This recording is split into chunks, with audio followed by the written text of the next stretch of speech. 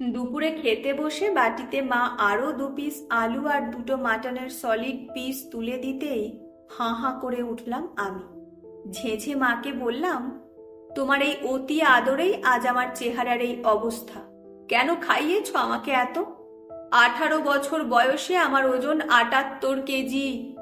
আমার সব বন্ধু বান্ধব আমাকে নিয়ে খিল্লি করে। তুমি বুঝবে না আমার কি যন্ত্রণা। খাবার আধ খাওয়া রেখে আমি দুমদাম করে উঠে গেলাম। দড়াম করে দরজা বন্ধ করে দিলাম। বিছানার ওপর উপুর হয়ে আপুঝুটি কাঁদতে শুরু করলাম। এত কষ্ট হচ্ছে। এমনিতে কারোর কথায় কিছু যায় আসে না আমার, কিন্তু নির্ঝর, ও এটা করতে পারলো আমার সঙ্গে।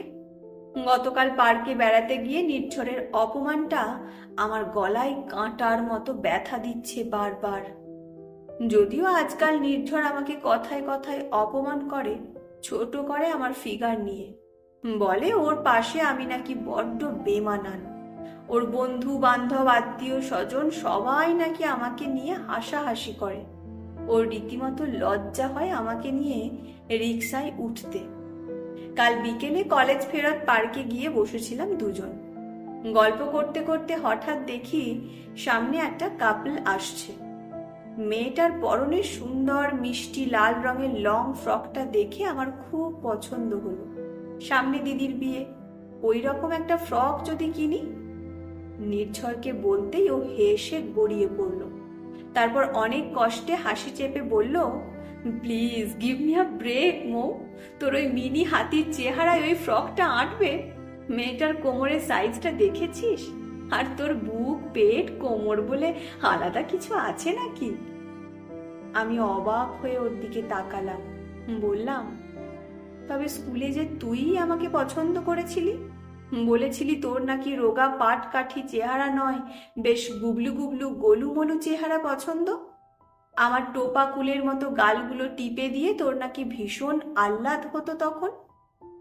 নির্ঝর বিরক্ত হয়ে বলল, তখন কে জানতো তোর 65 কেজির ওজন 2 বছরে 80-র দোরগোড়ায় পৌঁছাবে? আর তখন আমি কি জানতাম যে কলেজে এমন সুন্দর সুন্দর মেয়ে আছে? এখন আমি কত জুনিয়রের হার্টথ্রব সে খবর রাখিস? বিরক্ত লাগে আমার তোকে সঙ্গে নিয়ে ঘুরতে, আমার অস্বস্তি হয়। লোকজন আমাকে আকাট বোকারাম ভাবে। কিন্তু নির্ঝর, ফিগারটাই কি সব? আমি তোকে মন থেকে ভালোবাসি যে। দেখ মৌ, একটা কথা আছে, পেহলে দর্শনধারী ফির গুণ বিচারি। আর আমার মনে হয় না আমার বাড়িতে গ্ল্যাডলি তোকে মেনে নেবে বলে। আমার মা বৌদিদের দেখেছিস? সবাই কতটা ওয়েল মেনটেন্ড। কবে থেকেই বলছি জিম জয়েন কর, ডায়েট কন্ট্রোল কর, কিন্তু তুই আর ডায়েট, কাকে কি বলছি? আমি তো ডায়েট মেনটেন করছি নির্ঝর। এখন 1 কাপের বেশি ভাত খাই না। ওটস, স্যালাড, জুস খেয়েই দিন কাটাই। সারাদিন কলেজ টিউশন করে আমার ভীষণ খিদে পায়, গা মোচড় দেয়, তবুও শুকনো রুটি চিবোই। এর পরেও কোনো ফল হচ্ছে না। কি করব আমি বল? নির্ঝর উঠে পড়ে বলল, তোর ওই জলহস্তির ওয়েটের কাছে ডায়েটও ফেল মেরে যাবে। ডিসগাস্টিং। বলেই হনহন করে চলে গেল। একবার পিছন ফিরে তাকালো না পর্যন্ত। আমি মেয়েটা একা বসে কি করছি। এবার বন্ধ দরজায় ধাক্কা পড়ল। আমি চোখ মুছে উঠে বসলাম। দরজা খুলে দেখলাম মা বাবা দুজনেই দাঁড়িয়ে আছে। মায়ের হাতে প্লেটে কাটা মুসুম্বি লেবু। প্লেটটা আমার হাতে ধরিয়ে দিয়ে আমাকে মা এনে দাঁড় করালো আয়নার সামনে। বাবা বলল, দেখো মৌ, চেহারা, গায়ের রং, চুলের গোছ, দাঁতের শেপ, এগুলো হলো বাহ্যিক সৌন্দর্য। হ্যাঁ, এটা অস্বীকার করার কোনো উপায় নেই যে আমরা বাইরের সৌন্দর্য দেখেই প্রাথমিক ভালো লাগায় জড়িয়ে পড়ি। কিন্তু এই যে ভিতরের একটা মন আছে, তার রুচি আছে, সংস্কার আছে, বিবেক আছে, উচিত অনুচিত বোধ আছে, তার মনুষ্যত্ব আছে, মায়া আছে, মমতা আছে, ভালোবাসা আছে, এদের গুরুত্ব কি একেবারেই ঠুনকো?